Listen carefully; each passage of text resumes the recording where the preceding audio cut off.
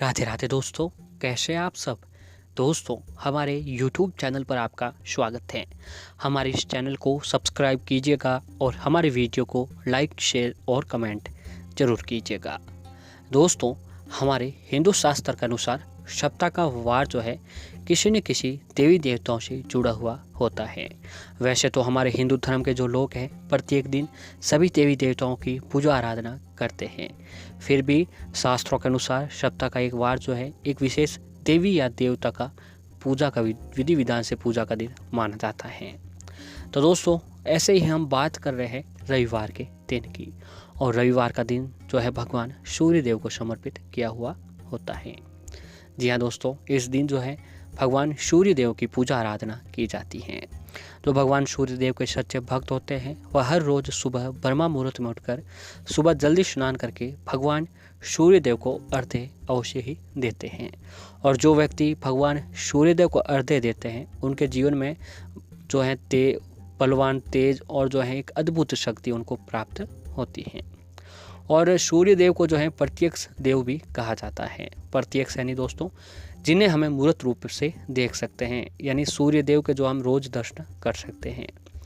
ज्योतिष शास्त्र के अनुसार सूर्य को सभी ग्रहों का पिता भी कहा जाता है।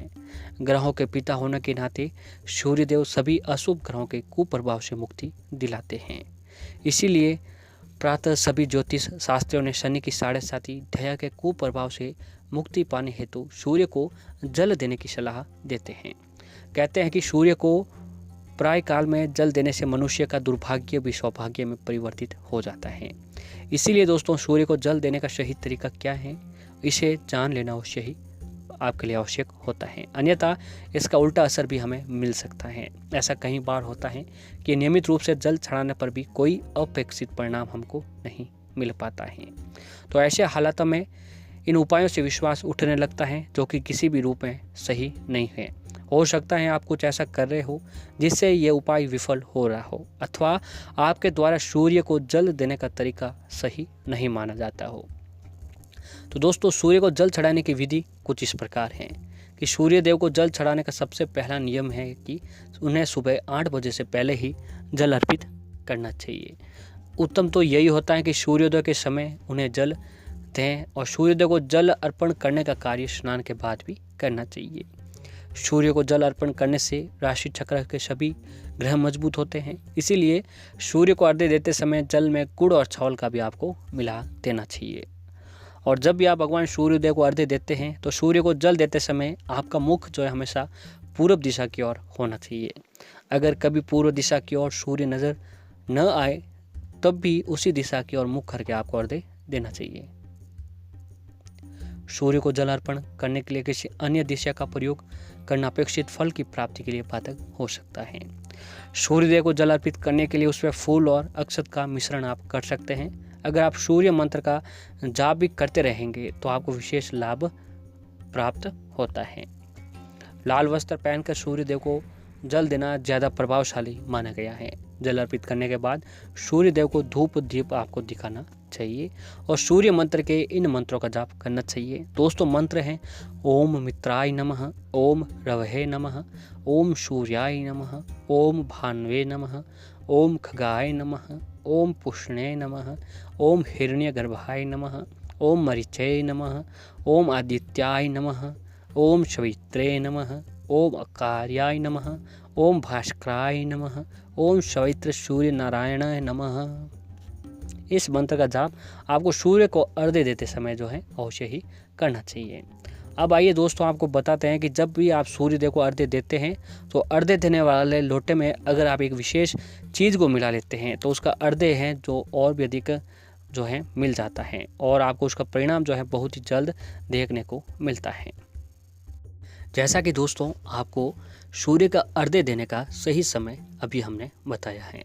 जी हाँ दोस्तों, सूर्य देव का अर्घ्य देने का जो सही समय है वो ब्रह्मा मुहूर्त में बताया गया है, जो कि सुबह 5 बजे से लेकर 8 बजे तक का होता है। इस समय पूरा वातावरण शांत होता है और दिव्य ऊर्जाएं वातावरण में उपस्थित होती है, जो कि हमारे पूजा पाठ के लिए बहुत ही जरूरी होती हैं। इस समय पूजा करने से प्रार्थना जो है सीधे सीधे भगवान तक पहुंचती है। अतः आपको ब्रह्म मुहूर्त में ही सूर्य देव को अर्घ्य देना चाहिए।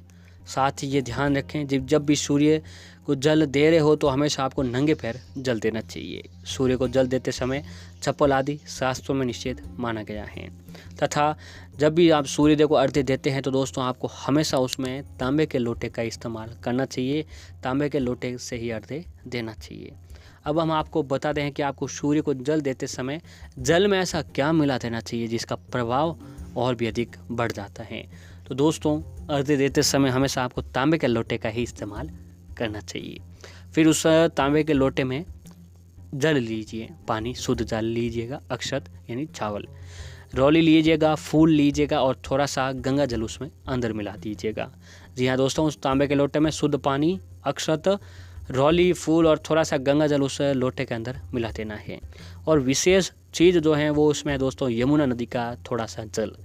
जी हाँ, विशेष रूप से अगर आपके पास यमुना नदी का थोड़ा सा पानी है तो वह आपको अवश्य ही सूर्य को अर्घ्य देने वाले पानी में मिला देना चाहिए, क्योंकि यमुना सूर्य देव की पुत्री हैं और यमराज की बहन है। इसीलिए सूर्य देव के जल में यमुना नदी का जल मिलाने से आपको काल मृत्यु से छुटकारा मिलता है। और सूर्य देव को जल देते समय हमेशा ध्यान रखें कि आपके दोनों हाथ जो हैं आपके शर्ट से ऊपर होने चाहिए। साथ ही जो धारा ज़मीन पर गिर रही है वह आपके पैरों से न टकराएं। तो दोस्तों आपको जो सूर्य देव को अर्घ्य देते समय हमेशा इस बात का अवश्य ही ध्यान में रखना चाहिए। दोस्तों जो व्यक्ति सूर्य उदय होने से पहले उठता है वह सदैव सुखी और निरोग रहता है। हिंदू धर्म शास्त्रों के अनुसार दिन का आरंभ सूर्य देव को अर्घ्य देकर उनकी वंदना से किया जाना चाहिए।